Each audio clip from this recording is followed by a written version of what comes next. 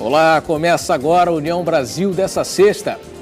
Vamos ver os protestos de índios Pitaguari hoje em Pacatuba contra a reabertura de uma pedreira privada. Funcionários do INSS Fortaleza devem paralisar suas atividades na próxima terça-feira. Você vai acompanhar como foi deflagrada a Operação Cactus da Polícia Federal no Ceará, em parceria com a CGU, para desarticular um esquema de desvio de recursos públicos no estado. A política brasileira ainda discute quem presidirá a Comissão de Direitos Humanos da Câmara Federal e como ficará a redistribuição dos royalties do petróleo. Bloqueadores de sinal de celular serão instalados nos presídios cearenses. E vamos entender por que o Parque Ecológico do Cocó é considerado inexistente para a justiça do nosso estado.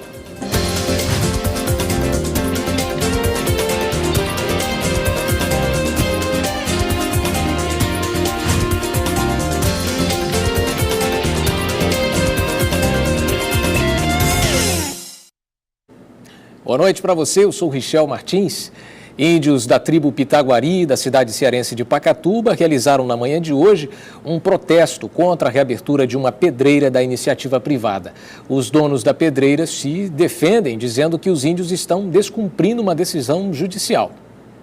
Os índios ocuparam o terreno da pedreira Brita Boa Limitada há 1 ano e 4 meses. Eles são contra a reabertura da empresa, que está sem funcionar, segundo a tribo, há mais de uma década. Nós, como comunidade indígena, fica muito próximo, a nossa terra está dentro do nosso território. E a gente viu o impacto ambiental que ia ocorrer aqui dentro da nossa comunidade, não só o impacto ambiental, como a gente também sabe que ia também ter problemas, nós íamos ter problemas nas casas de rachadura, ia ter problema com a questão da saúde do nosso povo. O protesto começou com uma grande roda, com a presença de integrantes da tribo e também de convidados. Logo depois, eles se dirigiram à CE 060, fechando os dois lados da rodovia. Toda a problemática da tribo indígena Pitaguari está escrita nesta carta destinada à sociedade cearense. Problemas como a falta de demarcação de território, que segundo os indígenas acabam com as áreas verdes e também poluem os reservatórios de água. A Constituinte já está com 24 anos, 25 anos, entende? Nunca foi demarcada uma terra indígena aqui no Ceará. Onde é a terra da Iracema, não tem uma terra demarcada. E a gente vem travando essa luta, pedindo a facilidade de entregar nossas terras. De entregar não, de oficializar em documento, porque a terra é nossa. O fechamento da rodovia tirou a paciência de alguns motoristas e acabou causando um início de tumulto. Mas algumas pessoas que estavam paradas no trânsito pareciam sensíveis à causa indígena. No fundo eles têm razão, né? Que estão tomando o que é deles, né? Atrapalha a gente um pouquinho, mas compensação vale a pena, né? Atrasa a gente, mas também a gente vê que é uma boa causa também, né? Desde que não atrapalhe o trânsito total aí. Mas o advogado da empresa Brita Boa Limitada tem outra versão. Segundo ele, os índios estão descumprindo uma decisão judicial. Nós obtivemos em Recife, junto ao Tribunal Regional Federal da 5ª Região, uma decisão que nos reintegrava na posse imediatamente após a sua publicação. O juiz, na primeira instância, entendeu que seria mais salutar se houvesse uma audiência de conciliação entre as partes, pudessem decidir como era que ia ser feita essa desocupação. Eles pediram o prazo e nós demos. O prazo se esgota hoje e eles não querem sair da pedreira. Por isso estão fazendo esse movimento, clamando pelo apoio da população.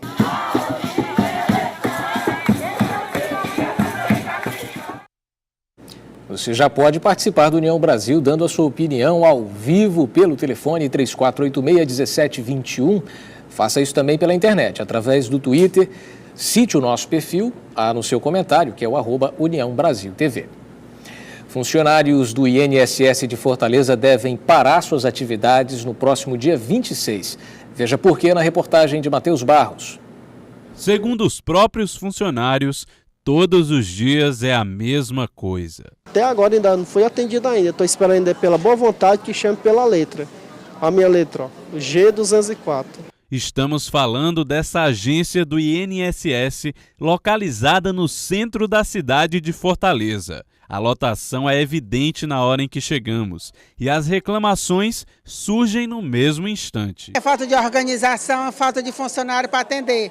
A senhora aqui atrás de mim disse que chegou 7 horas, é um absurdo. Ela vai quase 12 horas, estou aqui com mais de meia hora, estou doente, estou gripada aqui. A senhora que esperava por atendimento era a mãe de Dona Eliane, que não aguentava mais. Vai fazer 2 horas que eu estou aqui com a minha mãe, aposentada, de 79 anos, viu?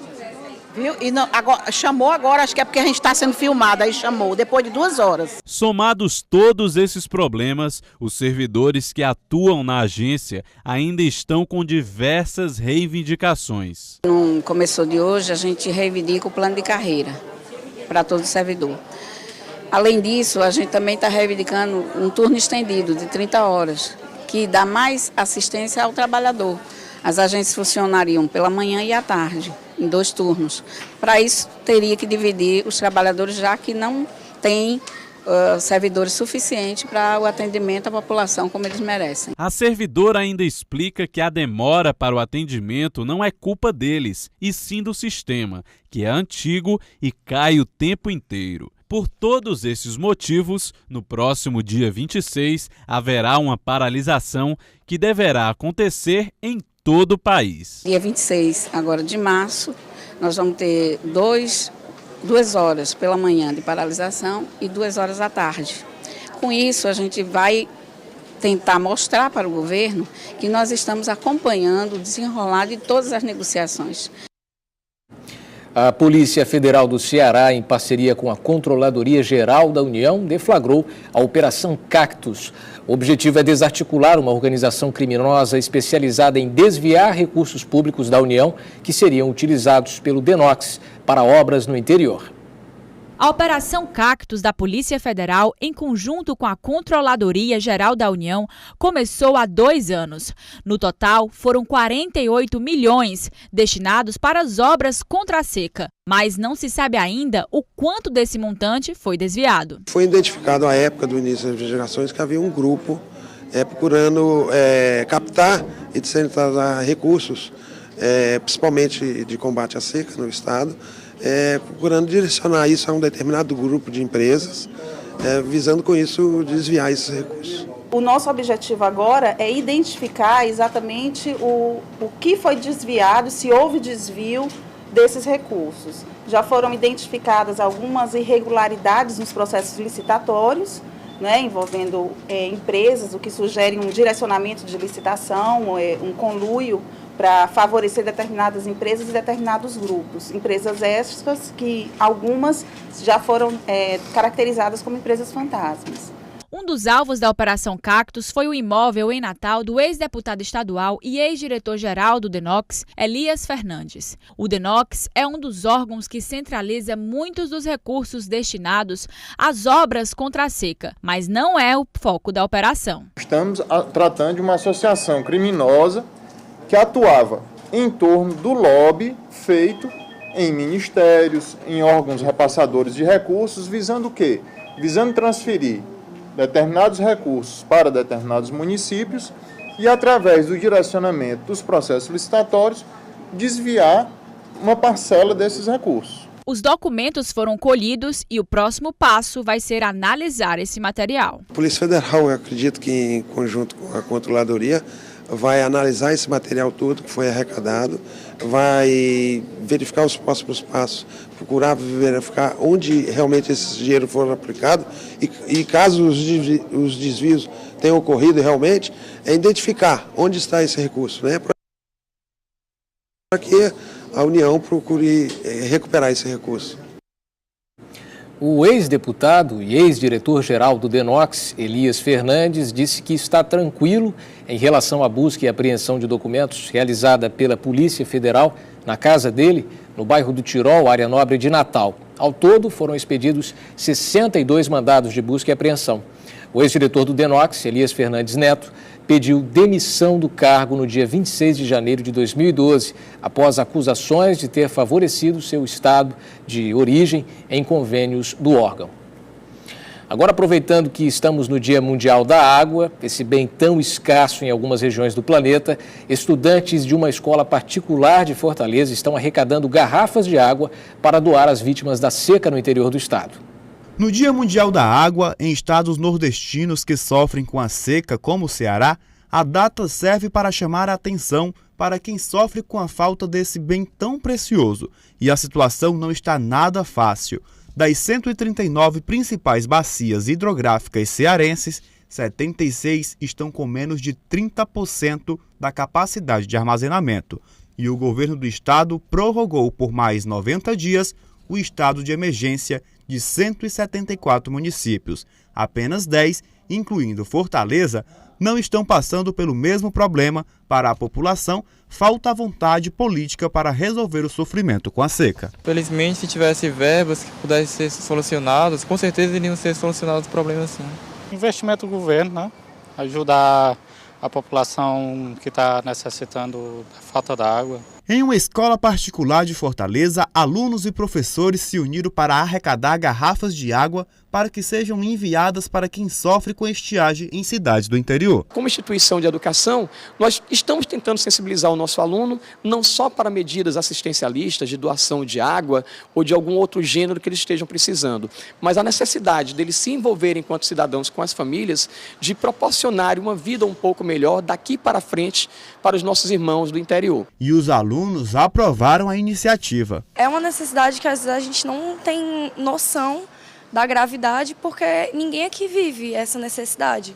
Mas é importante a conscientização do colégio, eles incentivam a trazer os galões de 5 litros e tal, a gente sempre traz. Já trouxe 5 litros de água, aí a sala vai se reunindo, trazendo, cada um traz 5 litros de água, um galão. A seguir, as decisões que a política brasileira ainda deve tomar. Quem presidirá a Comissão de Direitos Humanos da Câmara Federal? Como ficará, enfim, a divisão dos royalties do petróleo? A gente volta já.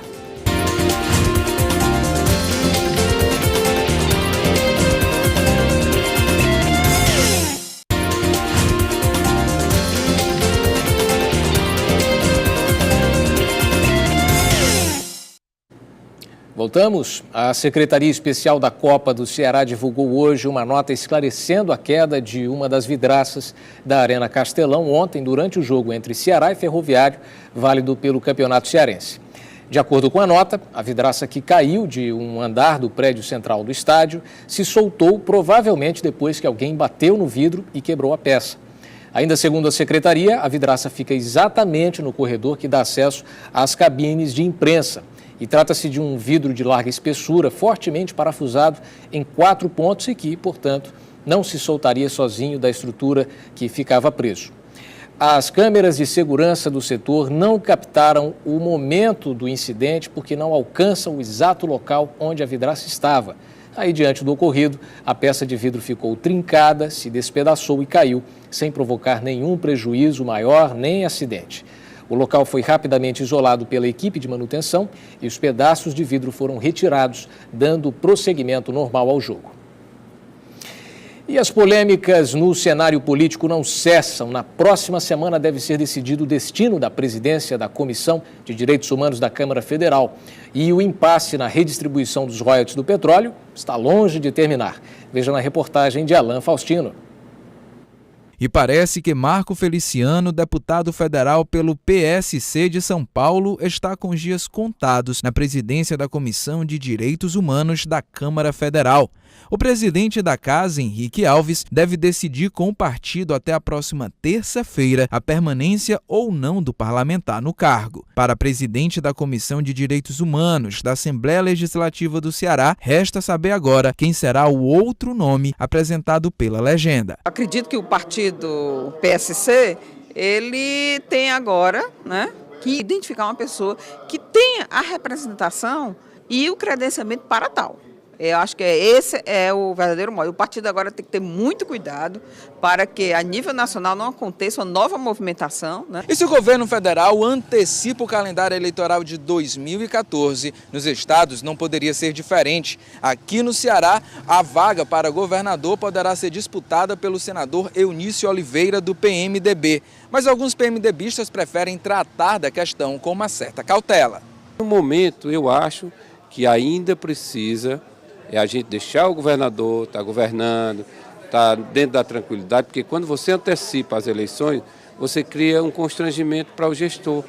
Então eu espero que no momento oportuno o PMDB se reúna, tome uma posição em prol de um único nome. E quanto à redistribuição dos royalties do petróleo, o julgamento da inconstitucionalidade da lei, aprovada no Congresso Nacional por ampla maioria, só deve sair no próximo mês. Por enquanto, parlamentares de estados não produtores apresentam propostas de emendas constitucionais para evitar uma derrota no Supremo Tribunal Federal. Este cientista político analisa a postura do governo federal neste impasse. O próprio governo federal não quer chamar para si, não é? Definir de uma forma mais autoritária e ter o ônus de uma luta política agora, nesse momento. Isso não é de interesse para ninguém. Judicializar a questão também é difícil, mas eu acredito que nas últimas negociações já se começa a baixar a bola e verificar. Temos que realmente encontrar um caminho. Uma reunião apresentou hoje para as diversas partes envolvidas no complexo portuário do Pecém uma prévia do documento intitulado Pacto pelo Pecém. Não só autoridades, mas também a sociedade vem participando de todo o processo. Veja aí. 4 grupos apresentaram seus diagnósticos sobre a situação atual do complexo portuário do Pecém: político, social, econômico e ambiental. O objetivo da reunião foi debater o documento provisório do Pacto pelo Pecém. São empresas grandes que só para a construção, para entrar em operação, são 5 anos, no caso da refinaria, no caso da siderúrgica. Então é um processo de consolidação. E esse complexo em pleno funcionamento, nós teremos cerca de 20 anos a duplicação do nosso produto interno bruto. Recentemente, no União Brasil, nós mostramos como estavam e como afetam a população as obras de duplicação da CE 085, rumo ao Pecém. Cerca de 60 entidades, entre órgãos governamentais e da sociedade civil, participaram da criação do pacto para que os transtornos sejam minimizados. Todas as discussões feitas pela comunidade foram contempladas no pacto. No documento está incluso, nós acompanhamos desde o início, participamos desde o início, nós não fomos convidados, nós provocamos o pacto. O deputado e presidente do Conselho de Altos Estudos e Assuntos Estratégicos da Assembleia Legislativa do Ceará ainda lembra os benefícios para o Estado quando o funcionamento do complexo portuário do Pecém estiver a todo vapor. Só a formação de mão de obra nós necessitaremos para os próximos 5 anos, aproximadamente 35 mil pessoas. Então as empresas vão absorver isso. Nós temos essa capacidade, então nós precisamos trabalhar a formação da mão de obra. O Ministério Público do Ceará conseguiu uma medida liminar que determina a instalação de bloqueadores de sinal de telefonia móvel em presídios. Mais um avanço no combate à criminalidade. A ação foi impetrada pelo promotor de justiça Francisco Romério Pinheiro Landim. A determinação solicita a instalação imediata de bloqueadores de celular nos presídios do estado. A ação civil pública foi ingressada contra o estado do Ceará, que é responsável pela administração das penitenciárias e dos presídios de nosso estado. Essa demanda ensejou tendo em vista o aumento da criminalidade ordenada de dentro dos presídios. Para ele, a iniciativa vai coibir desmandos e ações de dentro dos presídios. Se houvesse, por parte da administração, de coibir a entrada de celulares aos presos, aos condenados que se encontram nas penitenciárias, evitaria, seria até necessário. Mas é assustador o número de telefones celulares que foram apreendidos no ano de 2012, em mais de 3 mil celulares. O governo do estado tem 90 dias para adotar as medidas necessárias. Caso a determinação seja descumprida, será cobrada uma multa diária de R$ 1.000. contato externo deve ser bloqueado, assim de se preservar a sociedade, porque quando se tomou aquela decisão extrema de tirar aquele preso do convívio com seus iguais, foi exatamente porque ele demonstrava ser um risco potencial, e é importante essa medida não apenas para os presídios, mas para todo e qualquer local de detenção. Por nota, a Secretaria da Justiça e Cidadania do Estado do Ceará informou que a Procuradoria-Geral do Estado ainda não foi notificada oficialmente sobre a decisão liminar para a instalação de bloqueadores de celulares nos presídios cearenses. A Sejus reconhece a importância do bloqueio de sinal de celulares dentro das unidades prisionais e tem investido na pesquisa de um sistema próprio que garanta a eficiência na segurança penitenciária no que diz respeito ao uso dos aparelhos. Este resultado será divulgado em breve. No próximo bloco, você vai entender por que a Justiça cearense não considera a existência do Parque Ecológico do Cocó. Não saia daí.